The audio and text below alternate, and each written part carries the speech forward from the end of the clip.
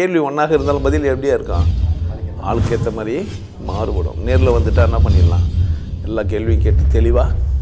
அதுக்கு தான் சத் சங்கம். என்னுடைய நோக்கம் எல்லாம் மனிதர்கள் எல்லாம் மகிழ்ச்சியாக இருக்கணும், அவ்வளோதான். இதுதான் நேற்று நம்ம சரக்கு அடிக்கும் போது டிவியில் போட்டிருந்தாங்க டேஸ்ட் ஆஃப் சன் அப்படின்னு. எனக்கு கிண்டல் பண்ணுவேன் நான் இது இயேசு கிறிஸ்துவின் ரத்தம் சகல பாவங்களையும் நீக்கி நம்மை சுத்திகரிக்கும் அப்படின்னு போட்டு 1 யோவான் 1:7 ப்ளஸ் இயேசு நல்லவர் என்பதை ருசித்து பாருங்கள். பார்க்குறீங்களா, கேட்டீங்களா இந்த மாதிரி டைலாக்லாம்? ருசித்தல்னா என்ன? நாக்குலையா? ருசிக்கிறது என்ன? அது நாக்குலையா? ருசியாக இருக்குதுன்னு எங்கே சொல்லுவான்? நாக்கில் தானே சொல்லுவான். வாசனை ருசியாக இருக்குதுன்னு சொல்லுவான். இந்த ரோஜாப்பூ ரொம்ப ருசியாக இருக்குது சொல்ல மாட்டோம். கண்ணில் பார்த்தா என்ன சொல்லுவோம்?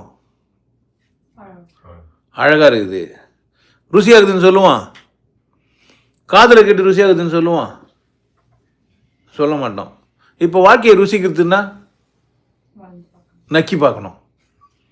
வலையை எடுத்து வீசு, மாட்டியது மாட்டோம், எதுவும் மாட்டலைன்னா நக்கு. உங்களுக்கு என்ன சொல்லி கொடுக்குறாங்க? இப்போ வாழ்க்கையை ருசிக்கணுமா?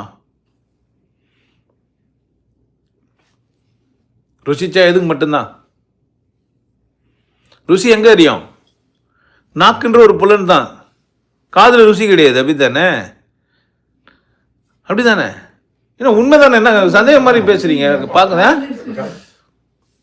இப்போ வாழ்க்கை ருசிக்குதுன்னா வாழ்க்கை எப்படி ருசிக்கும்? பொருளா இது வாழ்க்கை. அப்போ வாழ்க்கை ருசிக்குதுன்ற வார்த்தையை எடுத்துருங்க. நான் இன்னொரு வார்த்தை தரேன் பாருங்க. வாழ்க்கையை கொண்டாடுங்க. என்னெல்லாம் பண்ணா, பார்த்தா, கேட்டா, நுகர்ந்தா, சுவைச்சா, புலனை இஞ்சியும் அனுபவிச்சா என்னவா பண்ணுகிறீங்க? அப்போ வாழ்க்கையை ருசிக்கக்கூடாது, கொண்டாடணும். ருசிக்குதுன்னா என்ன ஆவான்? ஆல்மா போய் பொண்டாட்டியை போயிட்டு பார்த்து மூஞ்சி நக்கணும். எவ்வளோ டேஸ்டாகிறா, எவ்வளோ வேர்வை வந்துக்குது. யாருன்னா ஃப்ரெண்டு வந்தவொடனே வாங்கன்னு கையை வச்சு நக்கணும். ஏன்? வாழ்க்கை ருசி. வீட்டுக்கு போய் சுவரெலாம் நக்கணும். ஏன்? எவ்வளோ ருசியாகுது.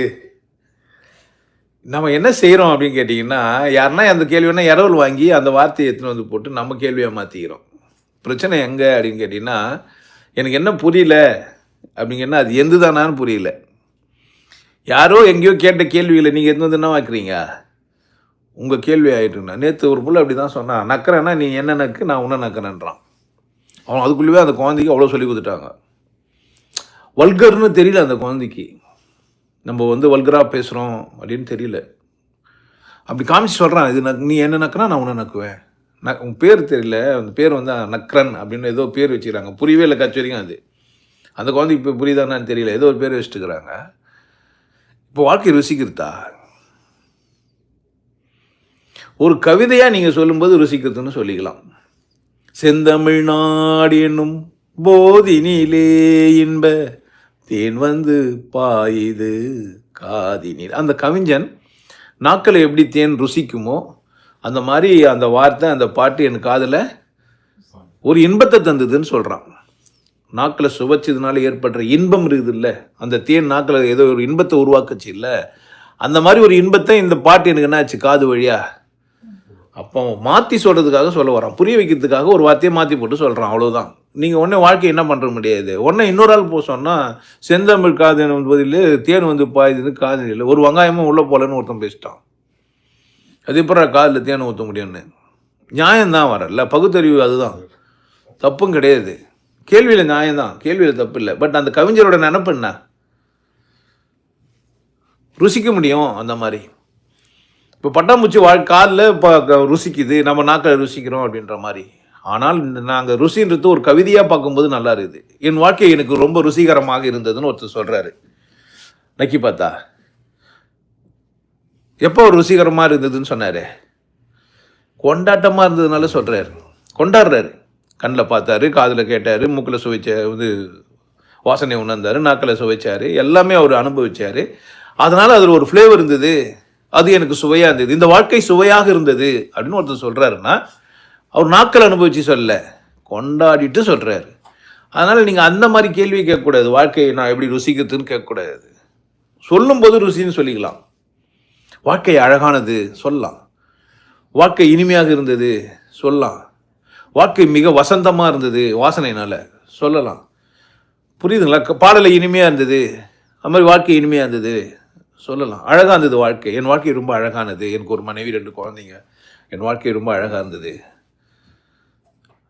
சொல்லலாம் தானே சொல்லும்போது. ஆனால் கேட்கும்போது எப்படி கேட்க முடியாது? என்னன்னு கேட்கக்கூடாது. வாழ்க்கையை எப்படி சுவைக்கிறதுன்னு கேட்கக்கூடாது. என்னன்னு சொல்லணும்? கொண்டாடுவது. கேள்வியை திருத்தணும். ஸோ பதில் சொல்லும்போது ஒரு விதம் வேறு மாதிரி இருக்கும். கவிஞர் கவிதையை பேசும்போது அதுக்கு வேற ஒரு அர்த்தம், மீனிங் இருக்குது. பட் நீங்கள் பேசும்போது அதே மாதிரி கேள்வியை மாற்றி கேட்டிங்கன்னா, ஏன் இதை நான் இவ்வளோ தூரம் பேசுகிறேன் அப்படின்னு கேட்டிங்கன்னா, உங்கள் வாழ்க்கையை நீங்கள் எப்படி கொண்டாடணுன்னு உங்கள் வாழ்க்கையே உங்களுக்கு டிசைட் பண்ணி கொடுத்துருக்குது. நீங்கள் ஆணாவோ பெண்ணாவோ உங்கள் விருப்பத்தில் பிறந்துருக்கிறீங்க. நான் ஆணாக கொண்டாடுறேன், நான் ஒரு பெண்ணாக கொண்டாடுறேன். இப்போ நான் சொல்கிறேன் மீசை இப்படி முறுக்கு, இதுதான் வாழ்க்கையை சுவைக்கிறது, என்ன பண்ணுவீங்க? மீசையே இல்லையே. சில பேர் வயசுட்டு வரகிறீங்களே, பெண்ணுக்கு இல்லை அது பக்கம், ஆண்கள் இல்லையே, தாடி வச்சுன்னு கொண்டாடுங்க. இப்போ வாழ்க்கையை நான் எப்படி கொண்டாடணும், இல்லை எப்படி சுவைக்கணும்? என் கண்ணு காட்டுற மாதிரி தான் நான் பார்க்க முடியும். எனக்கு கலர் பிளைண்டு, நான் என்ன பண்ணுவேன்? எவ்வளோ சொல்லி கொடுத்தா உனக்கு கலர் புரியும்? ஏன் நீ நிறக்குருடு, ஆனால் நிறத்தை பற்றின பேச்சு உனக்கு முடியாது. மனக்குருடா இருந்தியானா வாழ்க்கையை எப்படி சுவைக்கிறது நான் எப்படி சொல்ல முடியும்? ஏன் உன் கண்கள் காட்டாத, நிறத்தை காட்டாத உன் கண்களால் நீ இந்த வாழ்க்கையை எப்படி சுவைப்ப? அப்போ வெள்ளத்தனைது மலர் நீட்ட மாந்தர்தம். அப்போ நீங்கள் வாழ்க்கையை எப்படி கொண்டாடுறது, எப்படி சுவைக்கிறதுன்னு யார்கிட்டையும் போய் கேட்கக்கூடாது. உங்கள் எக்ஸ்ட்ரீம் என்னான்னு யாருக்கு தெரியும்? உங்கள் டக்கு எவ்வளோ, உங்கள் எஃபர்ட் எவ்வளோ, நீங்கள் எவ்வளோ வாழ்கிறீங்களோ அது நிறைவாக இருக்கிறீங்களா? நீங்கள் வாங்கின கார் உங்களுக்கு போதுமானதாக இருக்குதா? நீங்கள் வாங்கின வீடு உங்களுக்கு போதுமானதாக இருக்குதா? நீங்கள் போட்ட உடுப்பு உங்களுக்கு போதுமானதாக இருக்குதா? நீங்கள் பெண்ணாவோ ஆணாவோ இருந்து கொண்டாடுற வாழ்க்கை உங்களுக்கு போதுமானதாக இருக்குதா? யார் கேட்கணும்? நீங்கள் என்ன கேட்டால் நான் ஒரு பாவம் இல்லையா? இந்த மாதிரி அவங்ககிட்டே கேட்டு தான் நீங்கள் பாவம் ஆகிட்டுக்கிறீங்க. என்னையும் வர அதே மாதிரி கேள்வி கேட்டு சிக்க வைக்கிறீங்க. வாழ்க்கையை எப்படி சுவைக்கணும்னு யார் இஷ்டம்? உங்களுக்கு சர்வ சுதந்திரம் இருக்குது உங்கள் வாழ்க்கையை நீங்கள் கொண்டாடுற விதத்தில். உங்களுக்கு என்ன புரிய மாட்டேந்தே? புரியுதானா சொல்கிறேன்ட்டு? இப்போ வாழ்க்கையை சுவைக்கிறதுன்னு கேட்ட கேள்வியே தப்புன்றதெல்லாம் 2வது விஷயம். சுவைச்சவன் சொன்னது வேற, அவன் அனுபவிச்சுட்டு சுவைச்சேன்னு சொல்கிறான். அனுபவிச்சுட்டு சுவைச்சேன், அனுபவிச்சுட்டு அழகாக இருந்ததுன்றான், அனுபவிச்சுட்டு வசந்தமாக இருந்ததுன்றான். இனிமையாக நீங்கள் என்ன பண்ணீங்க? இன்னொருத்தர் மாதிரி எப்படி நீங்கள் வாழ முடியும்? இன்னொருத்தர்கிட்ட போய் நீங்கள் எப்படி வாழ்றதுன்னு எப்படி கேட்கலாம்? வாழ்க்கையை சுவைக்கிறதுக்கு ஆளாளுக்கு என்ன பண்ண முடியும்? ஆற்றுல தண்ணி போனால் நான் என்ன தான் பண்ண முடியும்? ஏன் அதுக்கிட்ட போய் ஒரு டம்ளர் எடுத்துக்கோ, போய் மொல்லு, மெதுவாக குடி, கொஞ்சம் கொஞ்சமாக ஷிப் பண்ணுன்னா சொல்ல முடியுமா? ஏன் அது நான் என்ன தான் பண்ண முடியாது? அதில் மனிதர்கள் பலவிதமாக இருக்கிறான், ஒருத்தர் ஒரு மாதிரி இருக்கிறான். எல்லாருக்கும் ஒரே மாதிரி வாழ்க்கையை கொண்டாடுன்னு சொல்ல முடியுமா? இந்து மதத்தில் உங்களுக்கு நிறைய சாமிங்களாம் இருக்குது. காரணம் என்ன சொல்லுங்கள்? நீங்கள் வாழ்க்கை எப்படி வேணால் கொண்டாடிக்கலாம். கறி வெட்டி கொண்டாடிக்கலாம், சாராயங்குச்சி கொண்டாடிக்கலாம், சைவம் சாப்பிட்டு கொண்டாடிக்கலாம், பாம்பை கும்பிட்டு கொண்டாடிக்கலாம், மரத்தை கும்பிட்டு கொண்டாடிக்கலாம், சூரியனை பார்த்து கும்பிட்டுக்கலாம், நிலாவை பார்த்து கும்பிட்டுக்கலாம். அப்படி தானே? ஏன் வாழ்க்கையை எப்படி சுவைச்சிக்கலாம்? நீங்கள் யார்கிட்ட போய் கேட்டால் எப்படி சொல்லுவாங்க? நக்குன்னு சொன்னால் ஆளாளுக்கு மாறுது. நுனி நாக்கிலையா, நடு நாக்கிலையா, உள் நாக்கிலையா? எப்படி நக்க போகிறீங்க? தேனை கையில் ஊற்றி நக்கி சாப்பிடுங்கன்னு அவன் என்ன சொல்லி கொடுத்தாங்க. நுனி நாக்கு மட்டும் தொட்டு எடுத்துக்குவா, நடுநாக்கத்தில் வச்சு எடுக்குவா, இல்லை உள்நாக்கில் போட்டு ஃபுல்லாக எடுத்து எடுக்குவா? நக்கிறதுன்னா நீங்கள் என்ன மீன் பண்ண போகிறீங்க? எப்படி உங்களுக்கு புரியும்? ஏன் இப்போ சுவைக்கிறதுனா எங்கே போய் கேட்கக்கூடாது? வாழ்க்கை எப்படி கொண்டாடுறதுன்னு யாருக்கிட்டையும் போய் ஏன் அவனுக்கு சாதகமாக சொல்லுவான், சம்பாதிங்க, வசதியாக இருங்க, எனக்கு 10% கொடுங்கன்னுவேன். அப்போ தான் நீங்கள் எப்படி வாழ்கிறீங்க? சரியா வாழ்றீங்க. ஒரு கடவுள் புரிஞ்ச மனுஷங்கிறேன், ஒரு 10% கொடுக்காம வாழ்றீங்களே, நீங்களாம் மனுஷங்களான்னா என்ன பண்ணுவீங்க? கேட்கலாமா கேட்கக்கூடாதா? கேட்டுக்கிறாங்க குத்துனுங்கிறாங்கன்னு நான் சொல்லுவேன். ஆனால் நான் அது பிரச்சனை மாட்டேங்க, உங்களுக்கே பார்த்துக்க. இல்லை 40 ஒரு பங்கு கொடுன்னு கேட்பேன். இல்லை இருக்கிறதெல்லாம் உண்டியில் வைக்கிறேன் போட்டு போன்னுவேன். வாழ்க்கை எப்படி கொண்டாடணும்? வாழ்க்கை எப்படி கொண்டாடணும்? ஒரு கல்லை வச்சுட்டு உருண்டு நிற்குவா? மாட்டு சாணியை எடுத்து சாம்பல் ஆக்கி எடுத்து சாணி போட்டுக்குவா, பூசிக்குவா? எப்படி கொண்டாட வாழ்க்கையை நானே? இல்லை நாமம் போட்டு கொண்டாடுவா, பட்டாச்சி கொண்டாடுவா, இல்லை உதிராட்ச மாலை போட்டு கொண்டாடுவா? எப்படி கேட்கலாமா? யாருக்கு என்ன போய் நம்மளை ஒம்பனை மாட்டின விஷயமே எங்கே தான்? இந்த கேள்வி தான். உங்களுக்கு எல்லா பிரச்சனைக்கும் காரணம் என்ன? எப்படி வாழ்வதுன்னு யாரை போய் கேட்டீங்க? அட கடவுளே, நாய் கேட்குமா? உனக்கு அறிவுக்குதா உனக்குன்னு கேட்குறேன் நான். அறிவு வச்சு என்ன பண்ண? அறிவு வச்சு என்ன செஞ்சீங்க? எப்படி வாழ்றதுன்னு யாரை போய் கேட்குறீங்க? அவன் ஒரு அறிவுள்ள ஜீவன் என்ன பண்ணுவான்? எவன் பெரியோ காலம் முழுசா நாமம் வச்சுக்கிறீங்களே, உங்களுக்கு அறிவுக்குதான்னு கேட்குறேன் நான். அப்படி வர வாழ்ந்துட்டு நீங்கள் உங்கள் பேரை நிலைநாட்டு போகலான்னு போகிறீங்களே, உங்களுக்கு அசிங்கமா இல்லையா? நான் குடிக்க மாட்டேன்னு ஒருத்தர் சாமியார் சொல்லிட்டு தனியாக போய் ஏன் குடிக்கிறான்? பேரை நிலைநாட்டுறதுக்கு தானே. இப்போ எப்படி வாழணும்? மேடை ஏறி பேசும்போது ஆறு போல பேச்சு, மேடை விட்டு கீழே வந்தா சொன்னதெல்லாம் போச்சு. அப்படியா? அப்படியா? எப்படி வாழ்றது? யார்கிட்ட கேட்கலாம்? சரி, எல்லாத்தையும் வெளிப்படையாக பேசுவோம். நான் சொல்லித்தரேன், எல்லாத்தையும் வெளிப்படையாக பேசுங்க. கணவன்கிட்ட போய் சொன்னீங்க, எனக்கு நான் 12வது படிக்கும் போதே ஃபஸ்ட்டு நான் உடல் உறவு வச்சுக்கினேன், நான் கூட பாய் ஃப்ரெண்டு இருந்தான்னாக்கா ஒத்துப்பானா? சரியா? எப்படி வாழலாம் சொல்லுங்க. கேட்கலாமா இந்த கேள்வி யார்கிட்டனா? ஆனால் உங்களுக்கு வாழ்க்கையை ஒன்று கற்றுக் கொடுக்க தெரியுமா? உங்களுக்கு எதிராளி பேசுகிற விதத்தை பார்த்து என்ன பண்ணுறீங்க? நீங்கள் மாறுறீங்க. பேசலாமான்னு கேட்கறது இல்லை. இவங்கள பார்த்தா கதைக்கலாமா? ஏன்? அவங்க எத்தனை வாட்டி சொன்னாலும் கதைக்கலாம் தான் சொன்னுக்கிறாங்கன்னா நீங்கள் என்ன ஆயிட்டீங்க? ஆமாம், நார்த் இந்தியன்லாம் அங்கே வந்தோன்னா பையா. ஏன் அண்ணனா அவன் என்ன நீங்கள்? அப்போ வாழ்க்கை உங்களுக்கு கற்றுக் கொடுக்குது, அப்படி தானே? ஒரு ஏர்போர்ட் போனீங்கன்னா அங்கே போய் பாஸ்போர்ட் கொடுத்துட்டு எதுக்குன்னு கேட்டால் என்ன சொல்லி உங்கள் தமிழில் சொல்லுவீங்க? சுற்றுலா வந்திருக்கிறேன் ஐயான்னு. கற்றுக்குனீங்க தானே, உங்களுக்கு தமிழ் தெரியும் தானே, ஏன் ஆங்கிலம் பேசுனீங்க? அப்போ சந்தர்ப்பத்தில் உங்களுக்கு இது மாற தெரியுது. பச்சோந்தி கலர் மாறுற மாதிரி நீங்கள் என்ன மாற முடியுது உங்களால்? வாழ்க்கையை எப்படி நீங்கள் ஃபிக்ஸ் பண்ண முடியும்? இப்படி தான் வாழணும்னு எப்படி சொல்ல முடியும்? எப்போவுமே நீங்கள் ட்ரெயினில் இடது பக்கம் போகணுன்னு சொல்ல முடியுமா? நான் சீட்டு வலது பக்கத்தில் கட்சா என்ன பண்ணுவீங்க? வாழ்க்கையை எப்படி சுவைக்கிறதுன்னு யாரையும் போய் கேட்காதீங்க. எப்படியெல்லாம் சுவைச்சிக்க முடியுமோ சுவைச்சிக்குங்க, எப்படிலாம் கொண்டாட முடியுமோ அப்படி கொண்டாடிங்க. தப்பு இல்லையா? தப்புன்னா இருக்குது. உங்களுக்கு தேவை, நீங்கள் அப்படி தான் கொண்டாட முடியும். நாக்கில் ருசி பண்ண முடியும், காலில் நீங்கள் ருசி அறிய முடியாது. பட்டாம்பூச்சி மாதிரி நீங்கள் உங்கள் காலில் என்ன பண்ண முடியாது? மலர்கள் நீங்கள் என் காலுக்கு போட்டிருக்கலாம், மூக்கு தான் வாசனை உணரும். ஆனால் கால் எதை உணரும்னா மெத்துன்னு இருக்கிற இது பண்பை மட்டும்தான், மென்மையை மட்டும்தான் கால் என்ன பண்ணா உணரும். அதுக்கும் என் கால் தகுதியாக இருக்கணும். மத்தேறி போன காலாக இருந்தாவோ, கால் தோலுங்கெல்லாம் முரட்டுத்தனமாக ஆகிட்டு இருந்தாவோ, எவ்வளோ மென்மையாக பூ போட்டான்னு எனக்குலாம் தெரியாது. அதோட மென்மை எனக்கு தெரியாது. அப்போ மென்மை தெரியறதுக்கான கால் எனக்கு இருக்கணும். அப்போ உனக்கு என்ன தகுதி, அவ்வளோ தான் நீ வாழ முடியும். யார் என்ன சொல்லி கொடுத்தாலும் உன்னால் வாழ முடியாது. என்னதான் உனக்கு சந்தர்ப்பம் கிடைச்சாலும் உன்னால் வாழ முடியாது, உன்னால் கொண்டாடவே முடியாது. ஏன்? ஒரு இறுக்கமான மனநிலைக்கு யார் ஆளானது? நீ தான். நீ ஏன் தளர்வா இல்லை? உன் தளர்வெல்லாம் எங்கே போச்சு? நீ குழந்தை இருக்கும்போது எவ்வளோ சந்தோஷமா இருந்த, எதை இழந்துட்டு நிற்கிற? இப்போ அசிங்கமான கேள்விகளை ஏன் கேட்டுனுங்கிற? அதுவும் அறிவாளி மாதிரி ஏன் நடிக்கிற? ஏன் நீ கொண்டாடல? உன்னால் ஏன் இன்பமாக இருக்க முடியல? ஒரு ஒரு ஒரு கஷ்டமும் இல்லாமல் ஒருத்தனை ஏன் ஒத்துக்க முடியல உன்னால்? ஏன் நிறைய கேள்விகளும் தலையை ஏன் வருந்தது உனக்கு? அப்போ பாவம் இல்லையா? நான் இன்னும் கற்றுக் கொடுத்தேன்னா ஏற்கனவே நீ பாவப்பட்டுக்கிற. நான் ஒன்று சொல்லி கொடுத்தா என்ன ஆகும்? இன்னும் பாரத்து மேலே பாரம் இல்லையா? சுமையை நான் இறக்கலான்னு பார்க்குறேன். அடடே, நீ கற்றுக்கிறதெல்லாம் விட்டு சந்தோஷமா இருக்குன்னு சொல்ல வந்துக்கிறேன். நீ இப்போ என்ன செய்கிற? என்னை பார்த்து மேலே என்ன இருந்தால் சொல்லி கொடுங்க சார், எப்படி கற்றுக்குதுன்ற. இன்னொரு பேக் இருந்தால் கொடுங்க. ஏற்கனவே மூட்டை முதுகு ஃபுல்லாக வச்சுக்கிறேன், கையிலலாம் வர மாட்டுக்கிறேன். அது மாட்டுக்கின்னு சார், இந்த வாழ்க்கையை நான் எப்படி ருசிக்கிறது? நான் இன்னொரு பெட்டி எடுத்து கொடுத்தேன், எங்கே வச்சுப்பேன்? இப்போ தலையிலே வச்சுக்கிற 4 அடுக்கு பானை, கையிலே தோல்ல அங்கே எல்லா இடத்துலையும் வச்சுக்கிற. இப்போ எங்கன்னா இருக்குதான்னு பார்க்குறேன், உன்னை எங்கன்னா வைக்க முடியுமான்னு பார்க்குறேன். அப்படி தான் உனக்கு சாமியாரெல்லாம் கற்றுக் கொடுத்துனுக்குறான். இன்னும் உனக்கு பாரத்தை ஏற்ற பார்க்குறான். நான் தான் உங்களுக்கு சொன்னுக்கிறேன், சந்தோஷமாக இரு, யாரை பார்த்தாலும் வாழ்க்கை வேண்டுக்கான்னு சொல்ல வேண்டிய அவசியம் இல்லை. உனக்கு குட் மார்னிங் சொன்னால் குட் மார்னிங் சொல்லு, வணக்கம் சொன்னால் வணக்கம் சொல்லு, நமஸ்தே சொல்லணும்னா நமஸ்தே சொல்லு, ஹாய் சொல்லணும்னா ஹாய் சொல்லு, டாய் சொல்லணும்னா டாய் சொல்லு. விதவிதமாலாம் என்ன பண்ணிக்கா, வணக்க முறைய சொல்லிக்கோ. வெறும் கண்களை மட்டும் பாரு, இல்லை கண்ணு அடி. எல்லார்கிட்டையும் போய் ஐ லவ் யூ சொல்லுங்கிறான். கண்ணில் சிக்காதவோ காதலியா சிக்குவான்னு.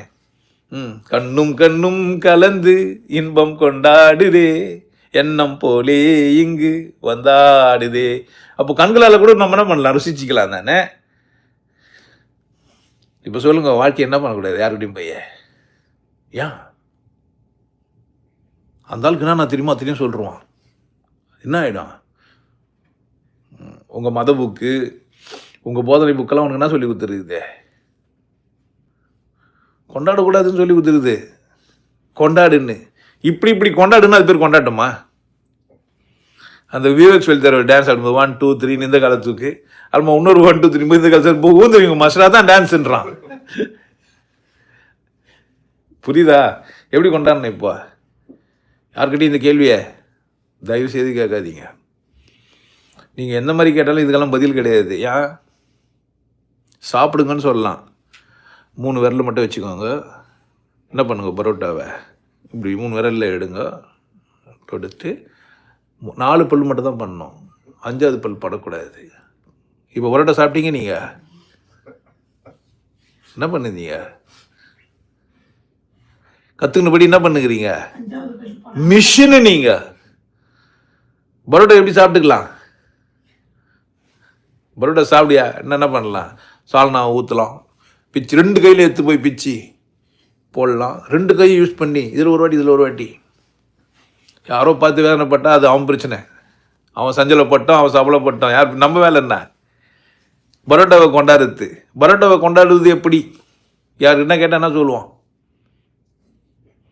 கையிலலாம் சாப்பிடக்கூடாது, முள் கம்பி இதில் வை, சராசரி கம்பி இதில் வை, அதை வச்சு இதை அழுத்து. முள் கம்பியில் என்ன பண்ணு, லேயராக வரும். அது உள்ள அந்த கம்பியை உள்ளே விட்டு ஒரு முறுக்கு தனியாக வரும்.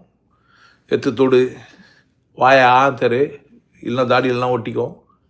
ஏன்னா நான் தாடி வச்சுக்கிறேன், எனக்கு அப்படி தான் சொல்லி தருவாங்க. உள்ளே விடு, நான் உள்ளே போய் விடு, நல்லா குத்தினோன்னா உள்ளே போய் குத்திச்சேன்னா என்ன பண்ணுறது? எப்படி கொண்டாடுறது பரோட்டாவை? வாழ்க்கையில் நீங்கள் எதையுமே யார்கிட்டையும் கற்றுக்கூடாது, உங்கள்கிட்ட தான் கற்றுக்கணும்.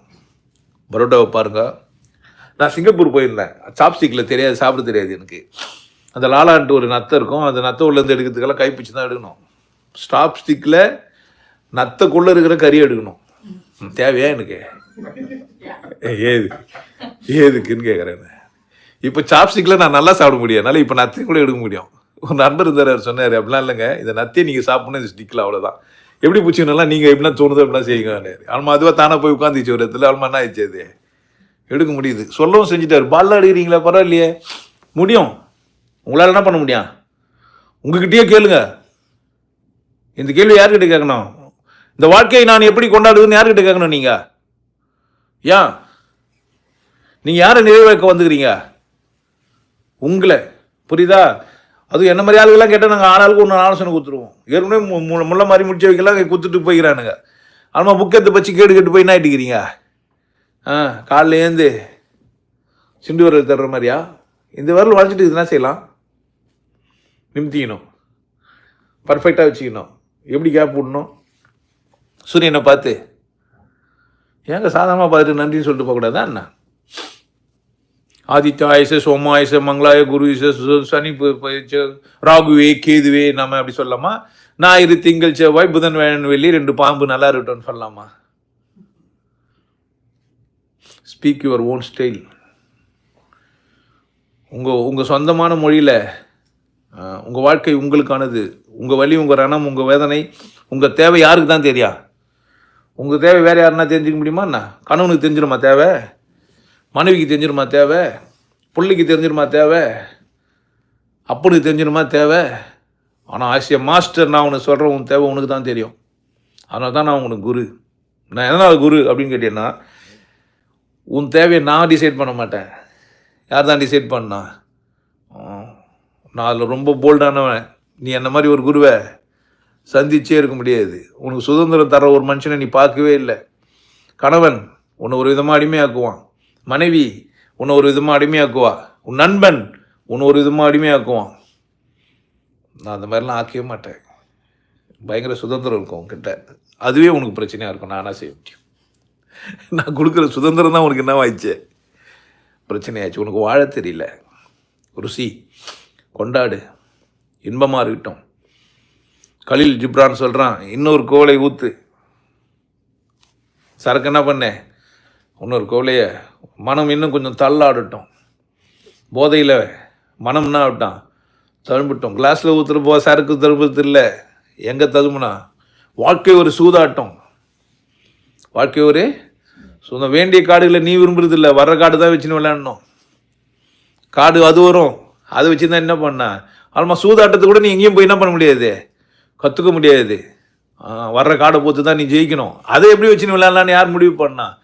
ட்ரிபிள்எக்ஸ் வந்துச்சா, ரெம்மி வந்துச்சா, ட்ரிபிள்எக்ஸ் எடுத்து போட்டலாமா? சில பேர் டிக் பண்ணியே இருப்பான், வேறு எதோ செட் பண்ணி வச்சுருப்பான், அது வேறு எடுத்து பார்க்க தெரியாது. ஃபோர்த்து காடை எடுத்து போய் என்ன பண்ண வைக்க தெரியாது, வைக்க தெரியாது. ரெம்மியில் 4வது காடை வைக்க முடியும், அவன் ட்ரிபிள்எக்ஸ் எடுத்து போய் வச்சுட்டு இருப்பான். ஒரிஜினல் ரெம்மிலன்னு இன்னும்ப்பான். நான்லாம் அது மாதிரி ஆடும்போதெல்லாம் எங்கள் மாமா வந்து எனக்கு சொல்லிடுறே, டிக் பண்ணிட்டுக்கிறடா. எப்படி மாமா இது மாதிரி ஆயிடுச்சு? அப்போது சூதாட்டம் தான் வாழ்க்கை, கற்றுப்ப, அதுவே கற்று தரும். நீ சும்மா போ, சும்மா இப்போ வாழ்க்கையை கொண்டாடு. தேவைகள் உன்னை வாழ்க்கையை கொண்டாட வைக்குது, சரியா? ஸோ எப்படி வாழ்வது, இந்த வாழ்க்கையை எப்படி ருசிக்கிறதுக்காக நான் 40 நாள் கோர்ஸ் வச்சுக்கிறேன். ஒரு நாளில் சொல்லி முடிக்க முடியாதுன்றதுக்காக அதில் நன்மை தீமையெல்லாம் சொல்லி வச்சுக்கிறேன். நல்லது கெட்டதெல்லாம் பார்க்காத, தேவைக்காக வாழுன்னு சொல்லியும் வச்சுக்கிறேன். முயற்சி செய்யுங்க 40 days கோர்ஸ்க்கு வரத்துக்கு. இது கேள்வி இப்படி பதில் சொல்ல முடியாது, ஆனால் நிறைய சொல்லிட்டேன். திருப்தி ஆகிட்டீங்களா? பதிலில்